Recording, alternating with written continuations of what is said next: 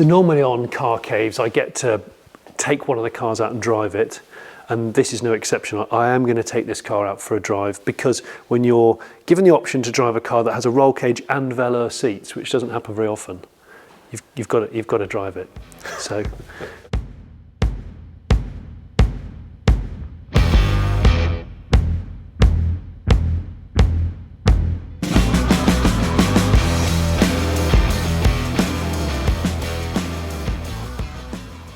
I've got to say, Danny, this was one of the most eagerly anticipated cars I've come in to see your gathering, because I love the SLC, always have. Such an unusual model. Yeah, yeah. But the story of this one's just incredible. Talk to me then, because it's a very unlikely rally car. It really is, but it put Mercedes on the map in that era back in the 70s, and the story is just amazing. A gentleman called Jonathan Ashman in his early 20s was working for what was a new company here. Mercedes-Benz UK was a brand new company in the early 70s. It came from a company called Thomas Tilling, who were a bus company that had the franchise, and Mercedes decided to turn that into their first subsidiary company in the UK at Brentford. Yeah. Jonathan worked there as a young trainee accountant. He'd come out of university. He was the right-hand man to the UK MD from Germany, and he'd always been into rallying. He'd been racing a Ford Mexico out in various parts of the world, and absolutely had it in his blood that he wanted to go rallying again. Mercedes had stopped all racing from 1955 because of the Le Mans crash. Yeah. So it was against the policy of the company to do any form of racing. And Jonathan decided to take this launch car that was in a big feature alongside the XJS at the time that had been launched, and turn it into a rally car. And that got on the radar of Mercedes, who found out that he was doing this. He thought he was going to lose his job. And to the contrary, they actually went racing again as a result of the success of this iconic car, LLC 432P, exactly the same car that was featured then. It's factory original. It's had a gearbox tweak, that's all. That was another really interesting story. And it's here in its former glory. It was owned for the last 43 years by a guy called Nicky Porter, who was a rally enthusiast from the northeast in Durham, who owned a Mercedes dealership. Jonathan Ashman got wind of the Benz collection, introduced me to Nicky.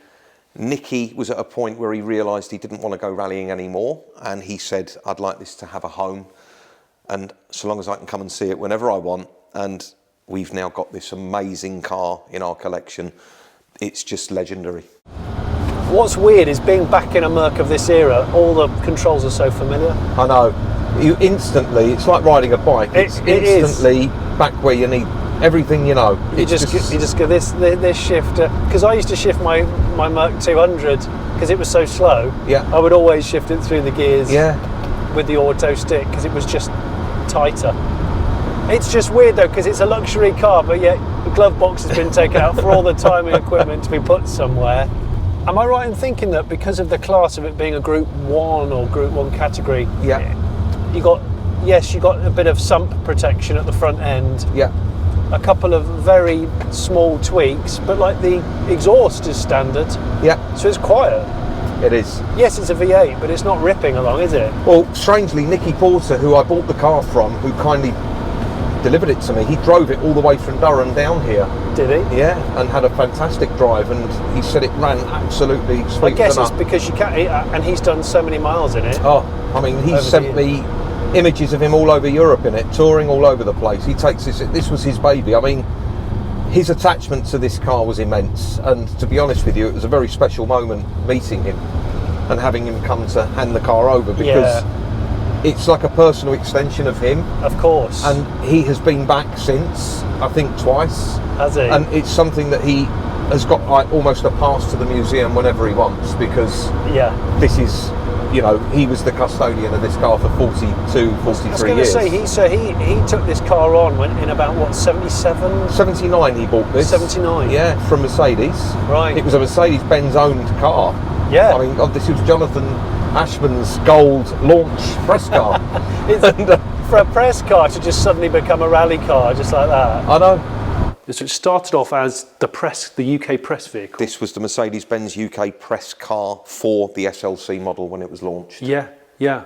And then he decided to do the rally category that he was in, the car had to be largely standard, didn't it? Exactly, it was a standard car, apart from the strengthening that you see with the roll bar here. Got roll cage, sump guard, I think, and not much else. A modification to the gearbox. Jonathan wanted something done to the gearbox just to give it that little edge. And the story was that at Brentford, which was the headquarters, there was a mechanic that worked there that had long hair, who was a lonesome guy that no one really spoke to, and never said anything, but he was a gearbox expert. And Jonathan approached him one day and said to him, is there anything we can do to the 3-speed automatic gearbox in this to give it the edge? And apparently this guy said, I've been waiting for this day to come with me. And he opened a drawer and he had all these engineered components that were going to turn this car into something really special. And that's the gearbox that's still in it today. Gosh. So it's still the 3-speed automatic, but whatever engineering was done really made it very, very strong. And Jonathan said that that was something that really, really gave this car the edge back in the day. And it's still in it. I was going to say, because you wouldn't normally be interested in rallying an auto, but because it had to be rallied as a factory car, but presumably you drive it, shifting the gears. You're just using the three shifts to drive it. But I think what was amazing was that not only did it get Mercedes racing again, it put the SLC on the map, and the 450 and the 5-litre version of these became the rally car, and it's legendary what it's achieved since. But you know, this is where it all started. If it wasn't for this car, Hamilton wouldn't be an F1, racing wouldn't be happening around the world with Mercedes today. It all started because properly rekindled the... It rekindled the racing for Mercedes-Benz. And was this successful? This was a successful car. There's a lot of stats that you'll see on our website. I can go on forever and talk about that, but there's a huge article there that we've got that shows you all of the different categories. Tony Fowkes, who was very significant in rallying in the day, was the driver of this car with a co-pilot. Jonathan sort of passed the keys over to him. Technically, this car should have gone to Stuttgart in 1979 and been in the Mercedes collection. It slipped through the net. It got in the hands of Nicky Porter. I'm so pleased it did, because without that, it wouldn't be here today. But it is probably one of the most significant cars, I would say, in Mercedes' recent history. Is it Tony who was taking on the job of rallying it? He took it on a couple of Tony Fowkes, he took it on a couple of sighting kind of test drive shakedowns. And he said it was very, very different to what he was used to, and he was worried that it might not do the job because of it being heavy, quite soft, all the things he wasn't used to in a normal rally. I mean, it sort of completely bucked the trend of what a rally car needed to be, really. Yeah, it was. And one thing was sure, it was going to be durable. Oh God, yeah. They were known as the Panzers because they were so strong. That was their nickname in Germany at the factory. The other thing is, of course, it's got a massive steering wheel. I know. And in motorsport, normally you want a small steering wheel. I know. For a bit of it, but it takes up all of the space. And it was always strange how the steering wheel was slightly offset as well, over like facing that way with Mercedes. I mean, even on the left-hand drive ones, they're that way. It's just like a quirk of the way that they're made. Are you getting air coming through the glove box, or are you getting... I'm getting a bit of air, But it's just great, you could be in the middle of a rally and your navigator can choose the 8 tracks. Exactly. So I mean, we've got... What are you going to have for stage 1? We've got Fleetwood Mac. Oh, God. We've got Glenn Campbell's greatest hits. Oh, yeah, he's for the night stage. Rod Stewart. Atlantic Crossing, quite a classic album. The Carpenters. That's when you're having your sort of break. And we've got Burt Bacharach. Amazing. Fantastic. That is brilliant. But all ornaments that stay in the car. There's pictures of this car really being thrown around, jumped. Yeah. Having quite a hard time, really. Yeah, I mean, it was pushed very hard. Jonathan's shared some amazing stories with me about the car, about how hard he pushed it back in the day. And obviously Tony came along and pushed it harder, cleaned it up really with regards sort of some of the stats and the sort of achievements that he made in it. So very impressed. Instead of a three-pointed star, though, we've got the loops for the quick release bonnet, which is something I'm not used to on the Benz. Now, I don't know the lanes of Kent very well. There's some nice routes that you can take.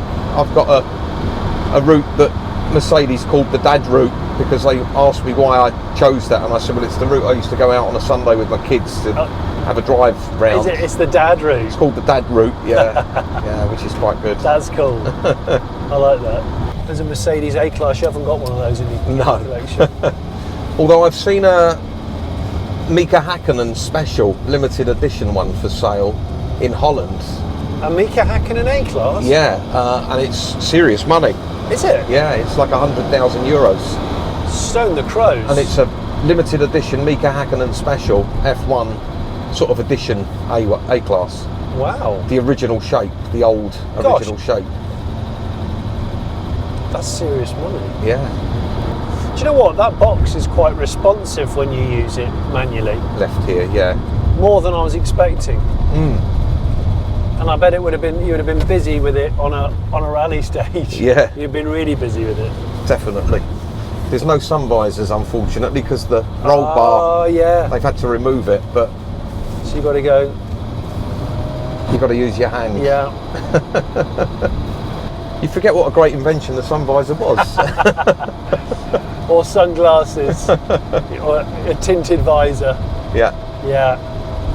It's got some great feel to it, the car, isn't it? It's a nice space. Yeah, it is. It's got a great sort of feeling of provenance to it. I love the charm of the fact it's got that originality of the factory. Yeah.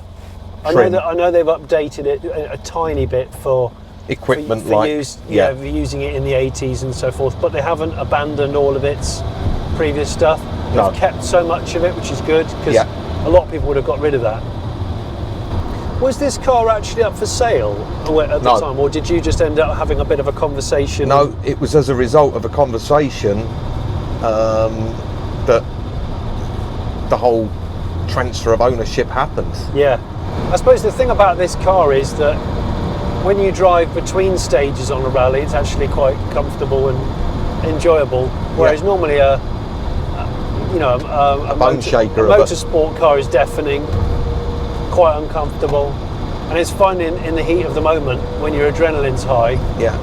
But actually, it can be a pain in the backside. Apart from that, you wouldn't have needed comms or anything in this, because I can hear everything you're saying, even when I was probably revving it. If I was revving it really hard, you'd still hear it.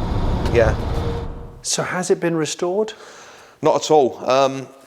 I think that the livery that you see is probably recently applied just to give it that complete authenticity from the day. Yeah. But everything that we've got with the car is very much from the original era. We've got the rally harness belts there. We've got the Johnson Rally racing jackets. Oh, wow. We've even got models of the car that were sold to kids worldwide. It was that well known, the car, that this particular car was sold as a kit with the number plate LLC 432P. And the file that we've put together on the car has got some extensive provenance. I mean, you can see it's that thick. I'm looking at it. I know that I remember reading that they managed to get hold of the Johnson's wax as a sponsor, hence why it went from gold to being black and gold. Yeah. It actually sat alongside the 116, which was the big saloons of the 70s. Yeah. This was looked at as the S-Class saloon, coupe. Yeah. So it had the 4 seats. It had this very, very luxurious design with the louvers.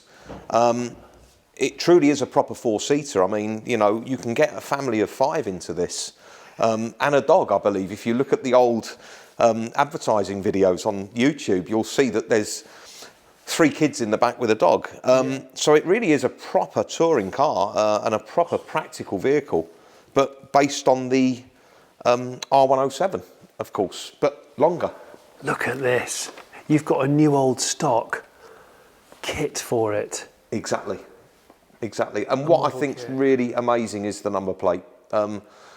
It's still got the same registration that it had in the article that Jonathan featured in when it was the press car for Mercedes, when it was gold and pitched against the Jaguar XJS.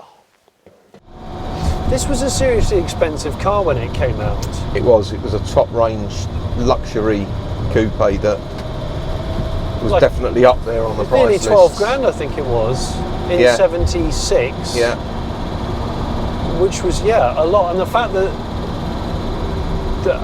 Mercedes UK's, they decided, you can use that express car to go rallying in. I think that's not too much of a problem. I mean, it's just not, it's not what you'd expect. If it was a base model car that you could modify, well, that was the thing. I mean, no one knew he'd done it, so it wasn't with permission that he did it. And it was after the event, when it started to win a few times, that it got on the radar. Yeah. And the story that Jonathan explained to me, which I believe is in the articles if you look, is he'd entered a few rallies in it. It had been sponsored by Johnson's. It was in black. It was getting a bit of profile. He was doing this as a young man in his early 20s, off the radar, not realising that he was sort of pushing the envelope a bit. Yeah.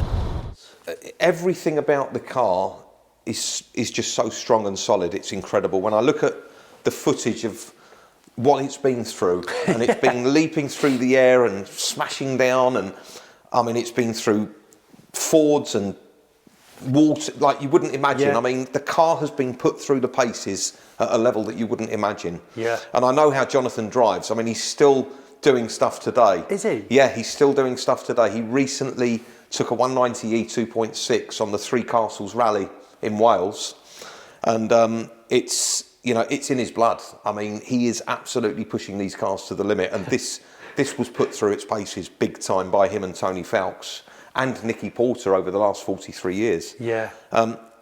And it just starts on the button. It drives perfectly. It's like a luxury car to drive still. That's the juxtaposition of it. Exactly. It doesn't stack up, but No. by God, did Mercedes put themselves on the map by doing what they did with this car. Yeah, because this would have been competing against sort of like nimble escorts and all manner of other cars you expect to see on a rally stage, but not this. Exactly. And the attention that this gets is, probably one of the most desired cars we have in the collection. I mean, when I look at the comments that we get on our Instagram and things, everybody's saying more of the rally car, please, more of the rally car.